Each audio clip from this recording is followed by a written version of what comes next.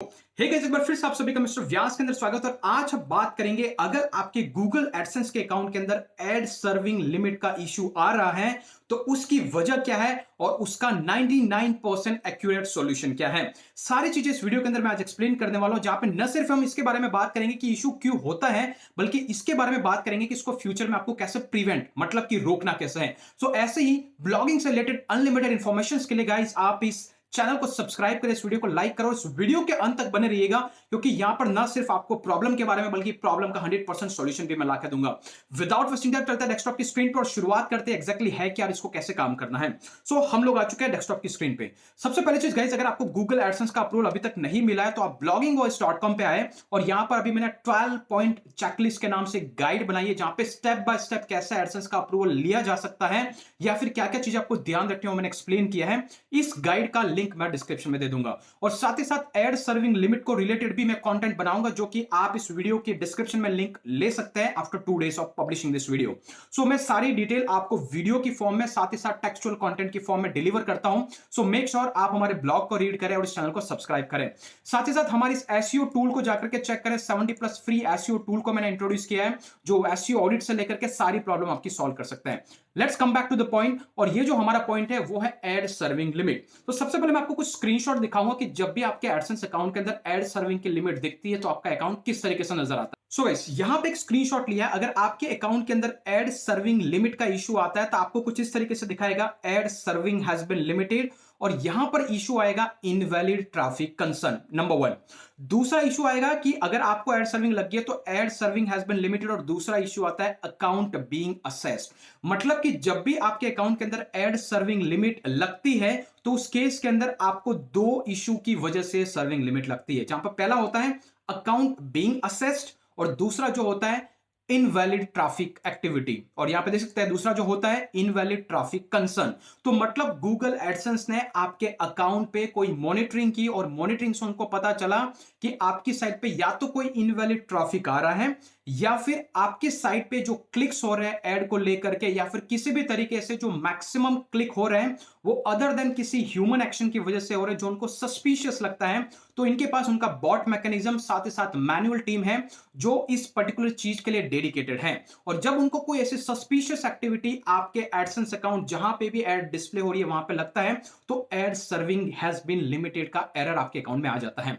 ये एरर आने के बाद क्या होगा, ये जब भी एरर आपके अकाउंट के साथ अटैच होगा तो अभी आपके अकाउंट पे जो एडसेंस की एड है वो लिमिटेड दिखेगी और बहुत ही कम दिखाई देगी। उसका रीजन क्या है, इन दो एरर्स जो ad serving limit has been limited, ये एरर आती इसलिए है और इसलिए प्लेस की जाती है क्योंकि गूगल एडसेंस ऑब्वियसली क्या करता है, उसके पास एडवर्टाइजर आता है, वो उनको पैसा देता है और उस पैसे की हेल्प से वो आपकी साइट पे एड प्लेस करता है, राइट। और अगर आपकी साइट पे कोई एड है जिसपे मल्टीपल टाइम्स क्लिक्स हो रहे हैं तो ऑब्वियसली वो जेन्युइन क्लिक्स नहीं है, ऑब्वियसली वहां पे एडवर्टाइजर का पैसा कट रहा है लेकिन उसको एडवांटेज नहीं हो रहा। तो इसी चीज में एडवर्टाइजर को एडवांटेज देने के लिए साथ ही साथ जो पब्लिशर है उसकी साइट पे उसकी रिस्पॉन्सिबिलिटी बनती है कि वो जो भी ट्रैफिक है, वो जो भी क्लिक्स है, उसको वो तरीके से आने दे जिसकी हेल्प से एडवर्टाइजर को एडवांटेज हो, पब्लिशर को पैसा मिले और Google AdSense as intermediator वो इस चीज को प्रॉपर्ली कोऑर्डिनेट कर सके। लेकिन जब आपकी साइट पे ऐसे कोई इनवैलिड क्लिक होते हैं, इनवैलिड ट्रैफिक आता है तो उसमें उसको एडवांटेज नहीं मिलता है। तो गूगल को जब ये चीज सस्पिशियस लगती है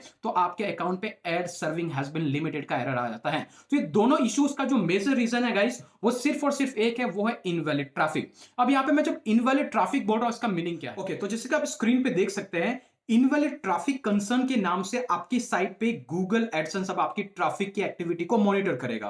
तो इनवैलिड ट्रैफिक का मोस्टली कंसर्न ये है कि जब भी कोई ह्यूमन एक्टिविटी नहीं होती, क्योंकि कोई भी ह्यूमन होता है तो एक लेजिट प्रोसेस दिखता है कि 1000 इंप्रेशंस पे आपको 5-10 क्लिक्स आ रहा है, लेकिन जब 1000 इंप्रेशंस पे आपको 300-400 क्लिक्स आने लगे तो ये चीज ऑटोमेटिकली सस्पिशियस हो जाती है। तो इसको कहा जाता है इनवैलिड ट्रैफिक, जो कि हो सकता है कि वाया किसी बॉट के थ्रू आ रहा है या फिर कोई मैनुअल यूजर किसी सिंगल आईपी से मल्टीपल टाइम्स एड पे क्लिक कर रहा हो। इन दोनों केसेस के अंदर एडसेंस पे एड सर्विंग लिमिट का एरर आ सकता है, ओके। और सबसे इंपॉर्टेंट चीज गाइस, इन दोनों एड सर्विंग लिमिट आने से आपकी साइट का एडसेंस अकाउंट इमीडिएटली आज की डेट में बैन नहीं होता है, क्योंकि गूगल एडसेंस जानता है कि ये चीजें कोई इंटेंशनली भी हो सकती है या फिर बाय मिस्टेक भी हो सकती हैं। तो इस चीज के लिए अभी गूगल ने नया मैकेनिज्म इंट्रोड्यूस किया। वो क्या करता है, आपके अकाउंट पे सिर्फ एरर लगाता है, और वो एरर लगाने के बाद में वो गूगल एडसेंस आपके आने वाले साइट के ट्रैफिक को मॉनिटर करता है। इसलिए जब भी आपको एरर आएगी तो आपको यहां पे दिखेगा ad serving on your account is currently being limited due to invalid traffic activity.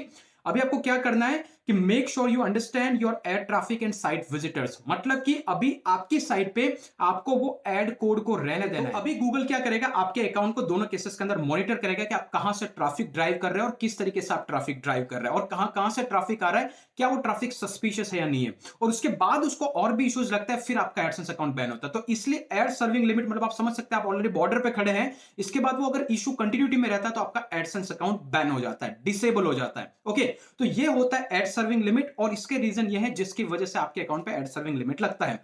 अब ये तो बात होगी, अभी आपके अकाउंट पे एड सर्विंग लिमिट लग गई है, अभी ये कितने दिन तक रहेगी। तो आइडियली गूगल कहता है कि हम नेक्स्ट 30 डेज तक आपके अकाउंट पे एड सर्विंग लिमिट का एरर लगा के रखेंगे, and we will make sure कि आपकी साइट पे जो ट्रैफिक आ रहा है वो किस तरीके का है, हम उसको फिल्टर करेंगे, उनके बॉट जो स्पेसिफिकली आपकी साइट को मॉनिटर करेंगे। अगर सब कुछ सही लगा तो एड सर्विंग लिमिट जो है वो आफ्टर 30 डेज रिमूव कर दी जाएगी। लेकिन कुछ टाइम के अंदर वो लॉन्ग टर्म तक भी चलता है। क्यों? क्योंकि उनको उस टाइम पे क्लैरिटी नहीं मिली है कि वेदर अभी आपकी साइट पे जो ट्रैफिक आ रहा है वो हेल्दी ट्रैफिक है या नहीं है। तो अल्टीमेटली जब भी आपकी साइट पे एड सर्विंग लिमिट आता है तो बहुत सारे लोग एड कोड को हटा देते हैं, बहुत सारे लोग जो एड जो प्लेस की है उसको हटा देते हैं, साथ ही साथ जो गूगल एडसेंस का कोड आपने हेडर टैग में पेश किया उसको भी हटा देते हैं। आपको ये नहीं करना है, क्योंकि इसके बाद अल्टीमेटली आपकी साइट अंडर मॉनिटरिंग है, और अभी आपकी रिस्पॉन्सिबिलिटी बनती है कि जो ट्रैफिक इस पे आ रहा है वो एकदम लेजिट हेल्दी ट्रैफिक हो, किसी बॉट का ट्रैफिक नहीं हो, कोई पेड ट्रैफिक ना हो। इस तरीके की जो चीजें हैं वो आपको प्रिवेंट करके रखनी है। अगर ये आप करके रखते हैं तो ऑब्वियसली आफ्टर 30 डेज आपका अकाउंट इनेबल हो जाता है। लेकिन ये एक आइडियल केस है, ये तो बात तब की होगी जब आपके अकाउंट पे ऑलरेडी एड सर्विंग लिमिट लग चुका है। तो अभी ऐसा क्या करें जिसकी हेल्प से आपके अकाउंट पे एड सर्विंग लिमिट लगने के जो चांसेस हैं वो 90% कम कर सके, मतलब कि लगे ही नहीं, ऐसा कभी इशू ही नहीं है। तो उस केस के अंदर गाइज मैं आपको सॉल्यूशन दूंगा, और ये 4 सॉल्यूशन वेल ट्रस्टेड सॉल्यूशन है, और इसको कैसे काम करना है उस पर मैं आज डिस्कस करूंगा।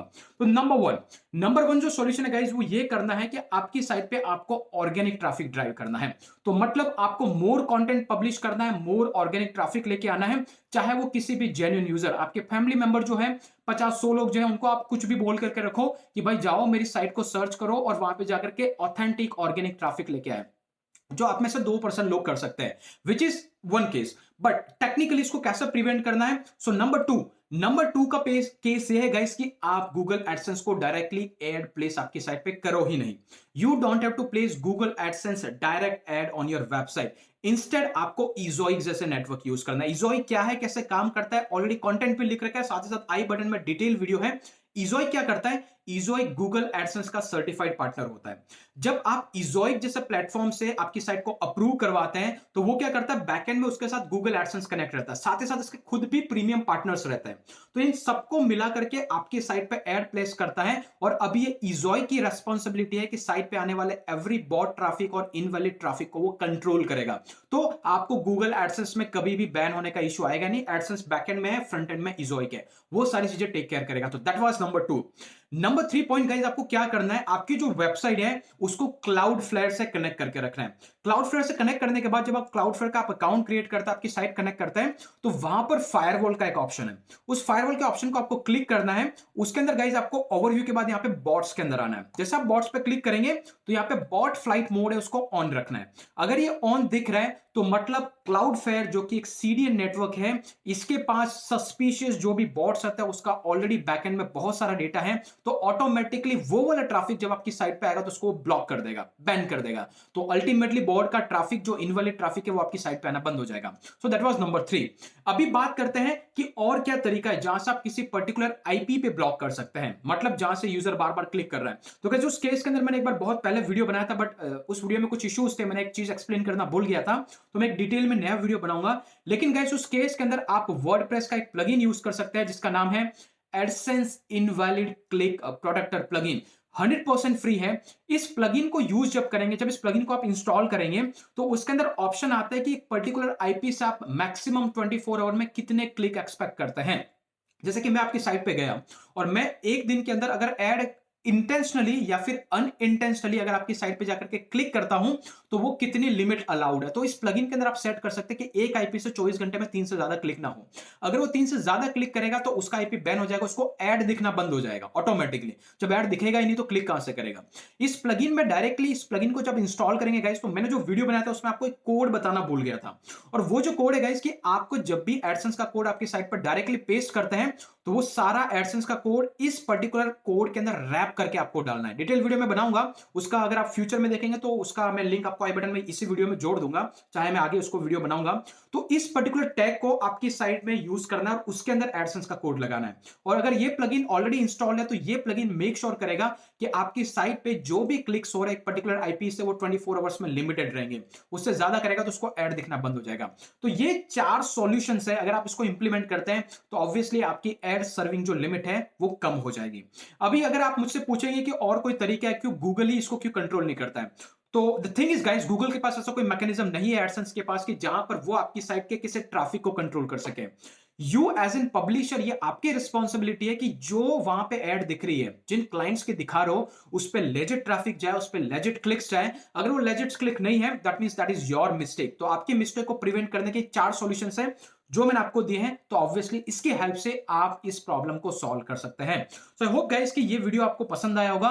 इसमें और detail analysis, step by step में एक डिटेल गाइड लिखूंगा जिसका लिंक मैं डिस्क्रिप्शन में दे दूंगा। Maybe next 24 to 40 hours में पब्लिश कर दूंगा, already in middle of that. तो वहां से आप स्टेप बाय स्टेप भी समझ सकते हैं क्या क्या है, कैसे काम करता है और कैसे इसको फिक्स करना है। लेकिन है वो पेशेंस, ये ऑटोमेटिकली हट जाएगा अगर आपकी साइट पे ऑटोमेटिकली अगर लेजिट ट्रैफिक और एक ऑर्गेनिक ट्रैफिक आ रहा है। So that's all for today. फिर मिलेंगे अगले वीडियो के अंदर। अगर आप चैनल पे नए तो सब्सक्राइब कर दीजिए, वीडियो को लाइक कीजिए और कमेंट करना ना भूलें। आज के लिए इतना, फिर मिलेंगे अगले वीडियो के अंदर। तब तक के लिए जय हिंद, जय भारत।